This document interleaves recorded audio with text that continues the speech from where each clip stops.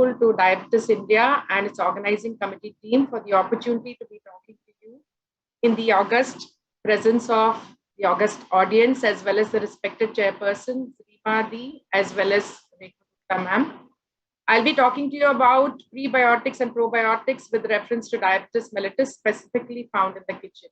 And Dr. Kavita Gupta has taken us beautifully through this farm to fork. So in this present situation where we are, surrounded with insecticides, pesticides, and a lot of layman popping in a lot of antacids, we can expect nothing but gut dysbiosis. But is there something beyond that?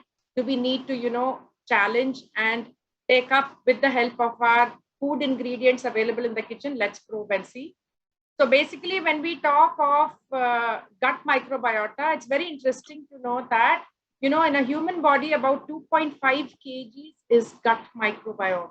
And definitely there are several factors which influence the gut microbiota. One important factor is the mode of feeding, whether you're breastfed or you are formula fed. That itself gives us a little clue that diet also has an important role when it comes to gut dysbiosis. So let's probe to see whether type 2 DM causes gut dysbiosis or the gut dysbiosis actually causes type 2 DM. Because this question of the chicken or the egg first always confuses us. So same way, let us probe and see whether we can actually, get some data on type 2 DM causes gut dysbiosis or gut dysbiosis causes type 2 DM. So with the very first slide, I gave you a little hint saying that diet has an influence. Definitely diet has an influence when it comes to clean eating and junk eating. What do I mean by saying clean eating? When we are avoiding high fat, salt, sugar, specifically when it comes from the processed and the ultra processed foods, and we are replacing plant-based diets with meat-based diets, we are moving towards gut dysbiosis. So what really happens with gut dysbiosis is we find that there is actually bacterial translocation. There is an increase in the intestinal permeability. There's an increase in the pro-inflammatory cytokines, which in turn causes insulin resistance and raises the HbA1c.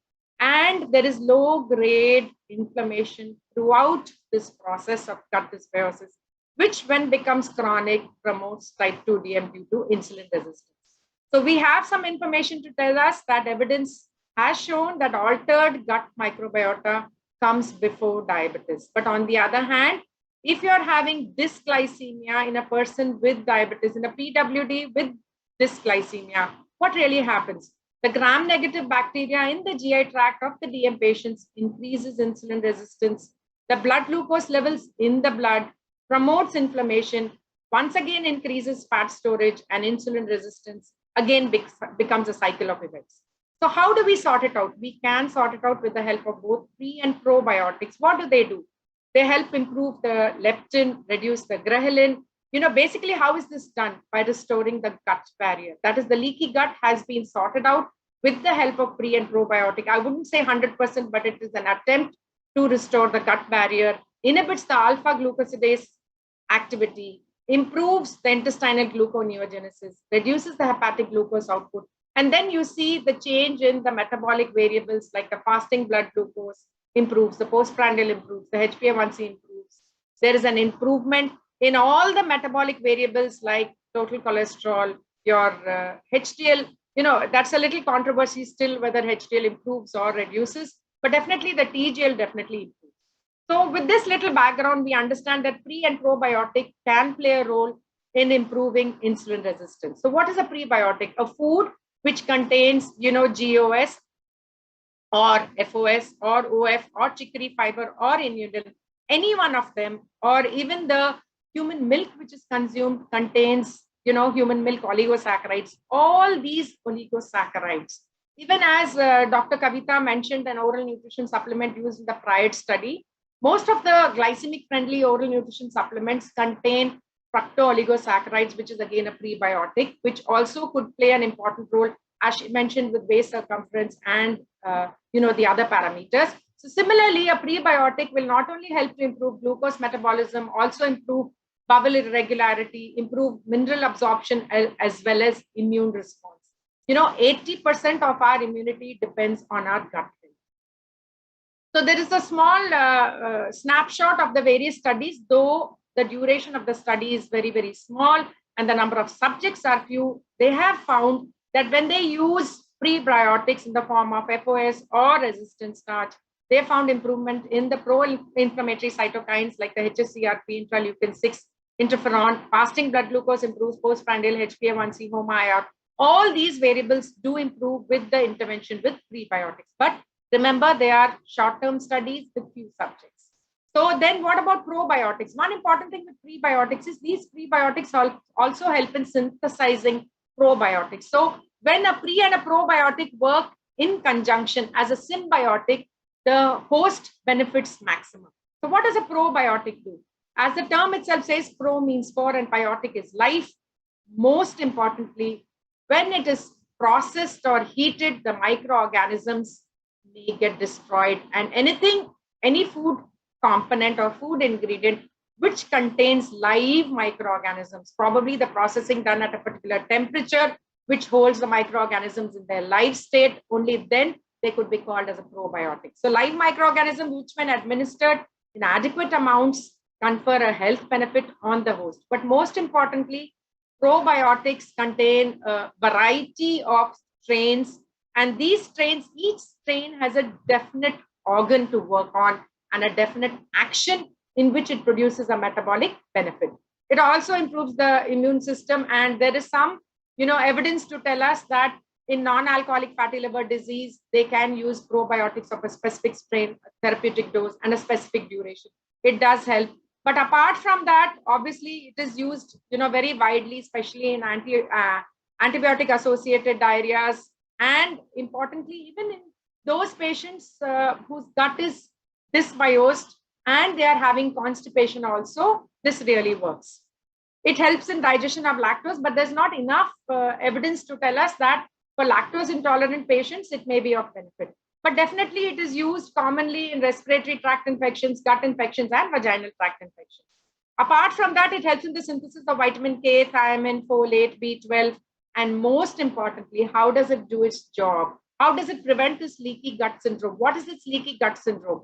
Usually the lipopolysaccharides from the membranes of the gram-negative bacteria of a gut which is unhealthy penetrate into the bloodstream. And what does it do? How does this really happen?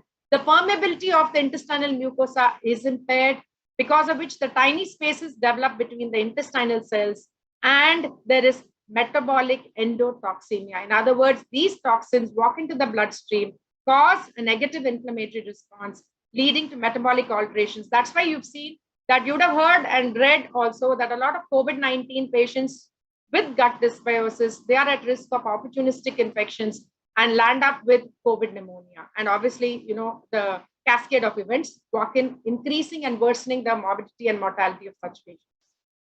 So we have some studies to tell us that, probiotics do help on the glucose parameters, lipid profile, blood pressure in toto metabolic syndrome. All the metabolic variables of Reven syndrome or syndrome HEX can be worked upon with the intervention of probiotics. As I mentioned to you previously, different strains have a different role. Most commonly used two strains are the lactobacilli and the bifidobacterium. Say some work on HbA1c, some work on improvement of the urea, preventing the progression of diabetic nephropathy or nephropathy per se. Inhibition of DPP4 in type 1 children helps to improve oral health. But understand and see that each strain is a different one. As I scroll through these slides, you'll understand, because of paucity of time, I wouldn't be going through each slide in depth, but there are few strains which help to reduce the risk of GDM.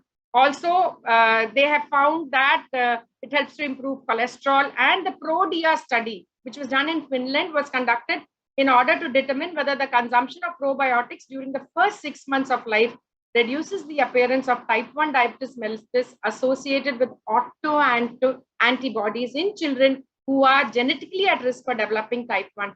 Their attention-grabbing results showed the ability of probiotics to reduce diabetes autoantibodies in children with genetic risk for type 1. This was a small study done, but we have some more information going beyond this slide. So obviously they have used even probiotic in the form of a yogurt, which helped to improve the total cholesterol and LDL cholesterol. Also, there was another study, Finnish study with 200 and odd subjects in the GDM, wherein they found that decreased incidence of GDM, reduced frequency of maternal waist circumference, as well as meaningful decrease of maternal fasting glucose concentration in the third trimester in diet bar probiotic group. But then there was a study published in 2019 in ADA, that was the findings from the spring double-blind RCT, which very, very clearly mentioned that probiotics did not prevent GDM in overweight or obese pregnant women. But in type 1 children, there was a role of probiotics with specific lactobacilli rhamnosus and bifidobacterium lactis, which said that there is a mention of preserving the number and proliferation of pancreatic B cells, and probiotics in type 1 adults did help to improve or ameliorate the conditions of metabolic syndrome, wherein high blood pressure and high TGL were improved, but not the HDL cholesterol. Moreover, further research is necessary to investigate the role and functionality of gut microbiota with reference to prevention and protection against type 1 DM. Apart from that, in type 2 DM, it has played a role, and there is some emerging data to tell us that probiotics appear to be an attractive emerging option for the management of type 2 as an adjuvant therapy. But a lot more studies are required. You need to know the therapeutic dose, you need to know the duration, you need to have larger sample size, you need to have longer research periods and rigorous experimental designs for us to confirm as as a recommendation on regular basis in type 2 DM patients. Though it is helpful in improving total cholesterol and triglycerides, not enough data on LDL and HDL cholesterol.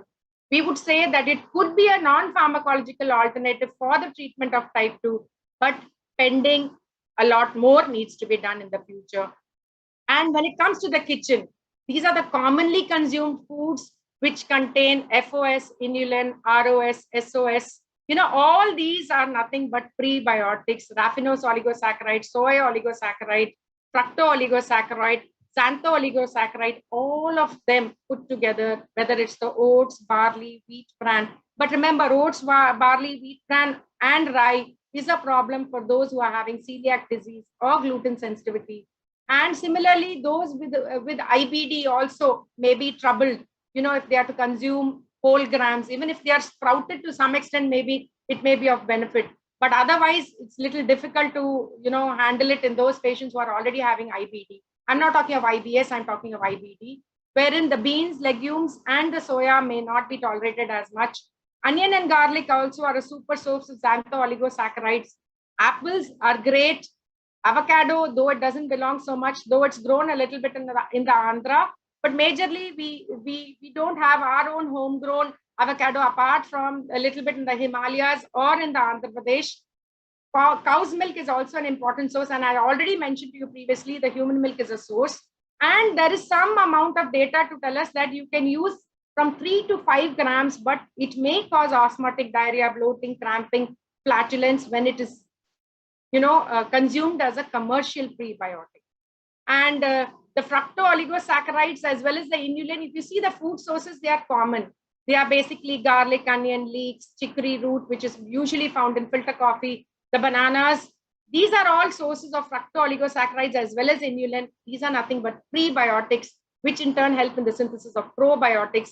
Apart from that, we have the galacto oligosaccharides, which are present in most of the whole grams like the peas, kidney beans, lima beans. But remember, as Cheryl already mentioned, that these whole bean varieties are also lente carbs. So they also, postprandial peak is blunted. So it may be because of the prebiotic, maybe because of the soluble fiber present in it, or in combination, it helps in the synthesis of probiotic and also helps to improve glycemic control. And last but not the least is the probiotic sources for people with DM. Most often you will see food products which are available off the shelf are sugar based. A lot of sugar is present in a lot of probiotic drinks. You have probiotic yogurt, sweetened, unsweetened. So you need to be careful when you pick them. Apart from that, you also have ice creams which are available in the market with probiotics. So you need to keep all this in mind, that just because the term probiotic is available there, it may, if it is going to be a refined carbohydrate source or a source of trans fatty acid or saturated fatty acid, as I mentioned to you previously, when you're going to do junk eating or inclusion of saturated trans fat, you're going to worsen gut dysbiosis. So this probiotic, when chosen in that particular food ingredient, may not do good to you. But fermented oats, unsweetened yogurt are a super source of probiotics. Apart from that, we have kefir. Kefir is a fermented milk product found mainly in the origins of Caucasus mountains of Russia. You have kimchi, which is a staple in the Korean cuisine, which is basically, fermented vegetables. Then you also have kimchi prepared from spring onion, garlic, ginger. Remember that garlic and onion also contain some amount of prebiotics. So they do the role of synthesizing probiotics. Apart from that, you have tempeh, which is soy, traditional Javanese soy product. Then you have kombucha, which is also a tea mushroom. But this tea mushroom is usually served sweet. So if it is served sweet, how is it going to help your type 2 DM patient? Food for thought. Miso is also a traditional Japanese seasoning produced by fermenting soybeans. So basically, we get the information that soy, fermented vegetables, yogurt in specific, kefir are super source of probiotics. And I would say, you need to do mindful choice of probiotics. And when we do not have enough information on the therapeutic dose, on the duration of the probiotic, we need to look upon the pre and the probiotics which are available in our kitchen, but do mindful choices. At the outset, I would thank Dr. Banshi Sabu and his entire team for this wonderful opportunity, scientific piece also. Thank you so much for the patient listening.